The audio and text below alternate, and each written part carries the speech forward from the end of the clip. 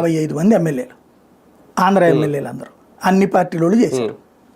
2010లో 2009 December 9న begin చేసి 23 లోపు అంటే చిదంబరం ప్రకటన వెలువడ్డాక 23వ తారీఖున అబేయన్స్లో పెట్టారు. ఈ అన్నిటి దెబ్బకి భయపడి గవర్నమెంట్ కూలిపోతుందని చెప్పేసి.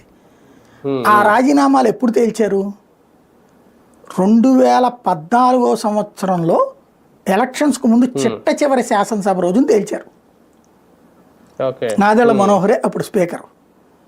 అందులో ఒక్కొక్క రాజీనామా చెప్తూ దీన్ని ఓకే, దీన్ని డెనైడ్, ఇట్లాగా మొత్తం తేల్చింది అప్పుడు. అదే లాస్ట్ రోజున సెషన్ లాస్ట్ రోజున తేల్చారు. అట్లాగుంటాయి స్పీకర్ల చేతుల్లో, అట్లాంటి పవర్స్ ఉన్నాయి. ఎప్పుడైనా చేయొచ్చు, చేయకపోవచ్చు.